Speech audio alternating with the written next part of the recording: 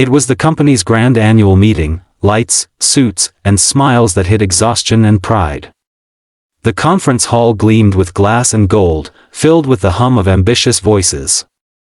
Near the back, holding a mop and a worn-out bucket, stood Earl, the janitor. Earl had worked there for 23 years. He cleaned offices, fixed jammed doors, and kept coffee machines running, all without complaint. To most, he was invisible. To some, he was a joke. That morning, as the meeting began, a few young interns were laughing near the refreshment table.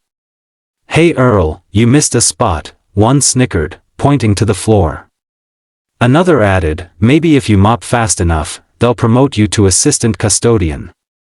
The group burst into laughter. Earl just smiled faintly and nodded. "I'll make sure it shines," he said softly, his voice calm and steady. He turned away, dignity in every quiet step, but someone else noticed. At the head table, the CEO, Alexander Grant, a man known for his sharp business instincts and colder demeanor, had been watching. He hadn't said a word during the laughter. Not yet. Later that day, during the award ceremony, the lights dimmed. The CEO took the stage. "Every year," Alexander began, "we recognize innovation, leadership, and performance.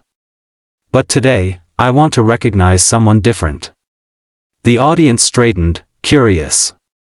The interns who had mocked Earl exchanged confused glances. "Before I joined this company," Alexander continued, his voice firm, "I worked here as an intern, just like many of you. I was young, broke, and one night, I stayed late trying to fix a broken printer. Everyone had gone home. Everyone except one man." He paused. "A janitor who stayed with me until midnight, helping me, even though it wasn't his job. He told me, if you care about something, you don't quit when it's inconvenient." The CEO's eyes swept the room. "That janitor taught me more about leadership than any business school ever did."